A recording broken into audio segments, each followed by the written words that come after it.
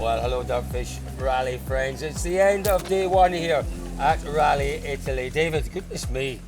Did we expect this chilliness, this wetness today? We certainly hoped for it, Colin, but no, we didn't expect it. He's a man who loves the cooler, wetter weather, I have to say. But listen, it certainly hasn't dampened down the excitement out here today, has it? What an absolute thriller. It's been an absolute thriller. Let's just start with that incredible battle at the top of the field. When was the last time? The last time. It is the smallest possible margin. 0.1 of a second separating Esa-Pekka Lappi, who leads at the end of day one from Sebastian Ogier. Let's start with Lappi, David. It is remarkable, 0.1 of a second. He had a good morning. He's had an incredible afternoon here. He's taken, 13, 14 seconds out of Ogier to lead this afternoon. Lappi just looks so comfortable in that car. 100% he does, Cole, and he is riding that wave of confidence, isn't he? Yeah. And I do think one of the things that we talked about extensively is this whole dynamic within the team about Thierry and all of this kind of thing. I think it's feeding him. You have this theory, don't you? You have this theory that it's almost that fire, that indignation that's feeding him. Indignation is exactly right. You know? And drivers often, when they are in those positions, we've seen it time and again, when a number two is told no. You know, you go all the way back to some, I don't know, Rubens Barrichello on the odd occasion beating Michael Schumacher. Yeah. It's that desperation to show, no, you're wrong. I can do it. Watch this. And that's exactly what he's doing. And do you know what?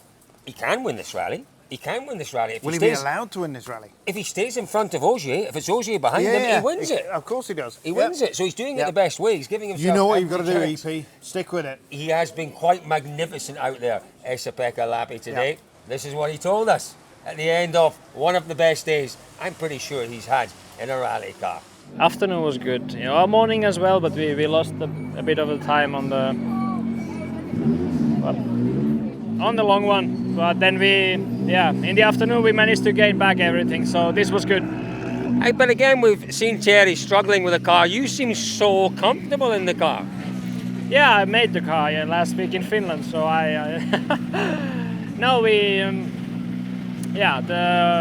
the setup is good. I really can, especially when it's really rough. Now I can drive this car like I should, so this is good. It's a shame that Thierry is struggling a bit, but I hope he can find also a bit performance. But okay, on the last one he was already very quick and the second last, so I think he's getting there as well.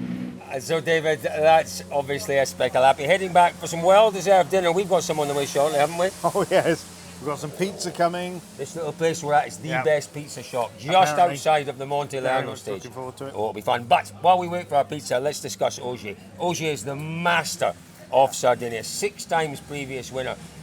You can't say he's done anything wrong out there today. The guy's ability to come back to a rally completely relaxed, get in the car and just do what he does. And he's been superb. These conditions this afternoon have been really, really testing with the weather, with the degradation on the stage from the first pass. And I think it was a measured approach from Ogier. Ogier knows from last year's experience in particular, punctures can kill your chances of winning rallies, winning championships. I think he looked at the conditions and thought, all right, I can afford maybe through the next 3 stages to be a little more careful. And that's exactly what he's done. Maybe that measured approach, certainly in the 50k stage. Ogier's attitude, his approach, everything has been the champion. We talked a little bit. We saw him before the start of the 50k stage. Everybody's there cleaning the rims out, cleaning the inside, getting the mud out of the rim. He was the only driver that cleaned between each spoke of the wheel, which, there's not literally no weight, but there's very, very little weight. But he knew that every bit of mud that he took off was going to improve the performance of the car, and he did it. And that's what he does. That's Ogier. That's Ogier for you. He is so on top of every aspect of the rally. He looks at every opportunity, and he's such a professional. He's got such discipline, and he has gone about things brilliantly out there today. Yeah, I'm glad to be where we are tonight. Obviously for us the first loop was better than the second, but in terms of driving I'm quite happy with my day. It's been good. We had a good speed this morning. This afternoon on this tricky condition I was a bit more on the safe side, but the main issue is more with the decision we took at service midday. We had wrong tire call, wrong meteor information obviously, and then wrong tire call, wrong setup, so it's just affect me a little bit this afternoon, but that's more the part I'm not so happy with the day. But yeah, for the rest, I am where I want to be in the fight for the win. So those two boys, Esa-Pekka Lappi and Sébastien Ogier, pretty much in a class of their own out here today in Sardinia. David, let's talk about the guys who are chasing behind. We've got Neuville, we've got Evans, we've got Katsuta as well. Right. Talk about Neuville, those problems through the first loop with setup, that seems to be a very regular story, and then problems in the afternoon with his handbrake. Yeah, it's clearly not felt completely comfortable with the car. The key for Thierry is to stay within striking distance of whoever's ahead. That's it. He needs, at some point, his season to catch fire, doesn't he? And absolutely, we said before the start of this one, he needs a win. Yep. He does need a win. Who's to say that win's not going to come? It can. We've seen absolute blistering pace through the weekend for Thierry. Sorry to interrupt you, David, but here's a thought. Here is a thought. Right now, say for example, the end of day 2, we have a similar situation. We have Ogier leading, we have Lappi in second. We have Ogier and Lappi, and we have Neuville in third. That's almost as if he's winning, because it doesn't matter if Ogier wins. Right now it doesn't, unless Ogier decides to do more runs. It doesn't matter if Ogier wins. That's a good situation for because he Neuville. knows. Lappi's in front of him. He doesn't have to worry about him because he knows he'll be swapped around. Yeah. Actually, it's not a bad place. It's not a bad place, Cole, but we know you do need to be winning because the difference is 7 points between a win and second. Yeah. Chuck in a couple of power stage points, you can make a big difference. You can quite easily take with a win and some power stage, you could take 10 points on your rivals. Oh yeah. And that's what he needs. Yeah, he needs as well. He needs to know that, other drivers, the other main players have all won.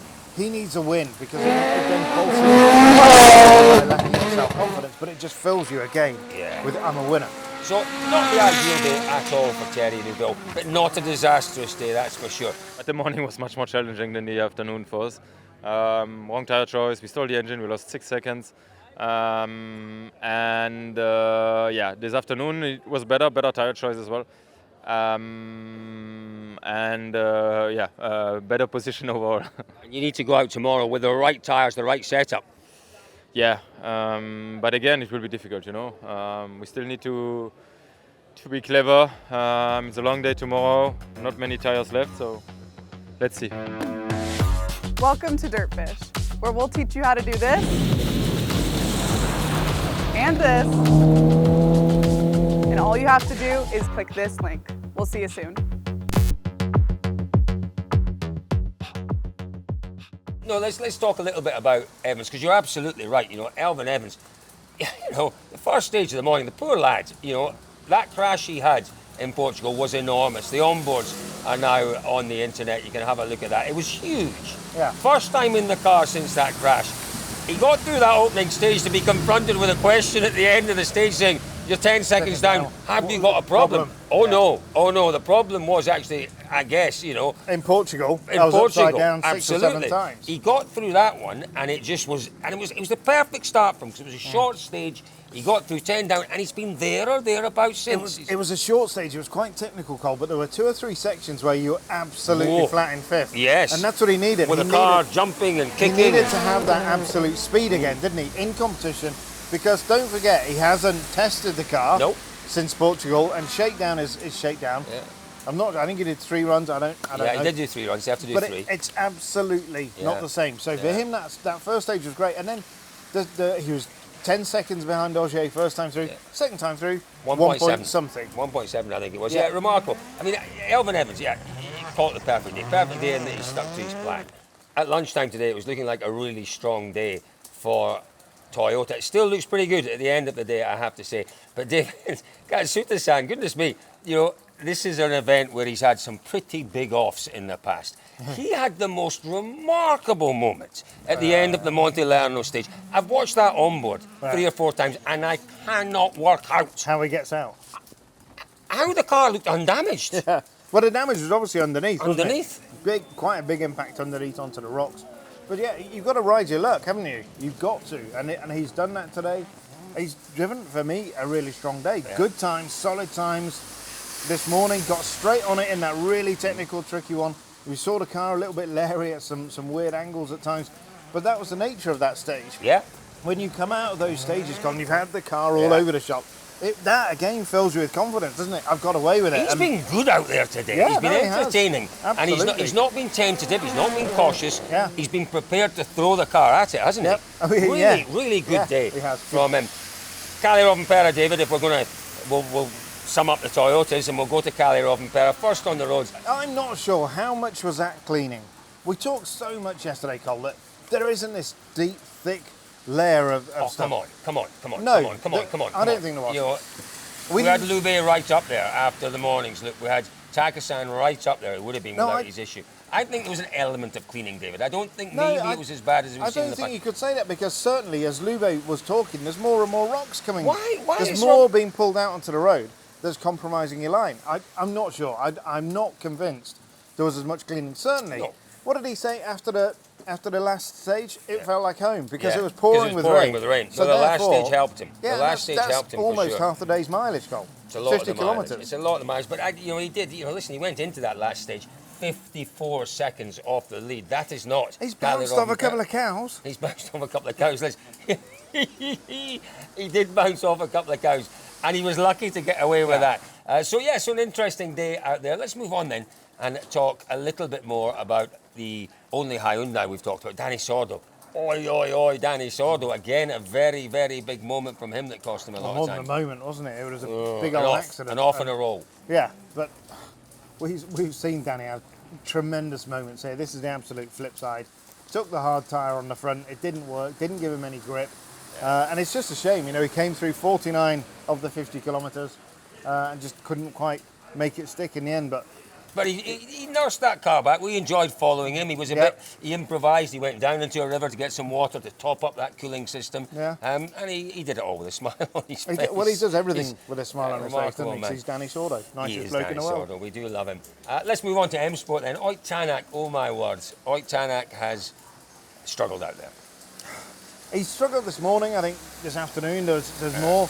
It's when this grip is coming to the car, things are improving. You can learn so much about Ott Tanak's day by reading what he's saying as much as what he's not saying. We didn't really talk to the team either, so it's hard to know. He's in the middle of the road. There's always potential for Tanak to pull something special out the bag. Absolutely. He seemed a lot happier with the car this afternoon. Yeah. So let's see. As you say, if they can make another little small step forward with his feeling tomorrow morning, there's plenty of kilometres left for him to take another 15, 20 seconds and to get right back into those podium fights. Totally. It is very possible tomorrow. Totally. Now, his teammate Pierre-Louis Lube, you got a feel for the kid, you really do. Sitting in third place going into stage 5, I think it was. What a strange incident that was. It looks as if the car sitting waiting to go into the stage jammed in gear. Yeah. And just couldn't get it to select the gear. You could see it on his face. There was almost tears there, David. Well, of course it was. You said it yourself. Sitting in third place. Again, the real potential for a podium. Keep the faith, my friend. Your day will come, my friend. Yeah, so listen, it's been a really fascinating opening day here. I genuinely can't believe we're sitting here. It's probably about 13, 14 degrees, chucking it down with rain. And I keep just thinking back to he's loving it. He is loving it. I like it warm. Didn't like it as hot as it was last year. That's fair to say. But he's absolutely loving it, folks. How much are we going to love tomorrow? Well, there's 140 k's. It's a proper long day tomorrow. We head to a different part of the island, different characteristics. Again, David, the forecast is for these kind of showers. Totally changeable. This morning, it was bright blue skies, wasn't it, when we came out of the hotel? We couldn't believe. No, of course there's no rain coming. What absolute nonsense, and look at it. Oh, and not just that. George Donaldson, who's our meteorological guru, sent us a note saying, hey boys, you kind of got that one wrong. There's no showers out there today. Sorry, Georgie D. You got it wrong, my friend. So folks, it has been a wonderful day. Thanks for joining us all day here in Sardinia for Rally Italy. We will be back with all the action from day 2 tomorrow. We'll see you then.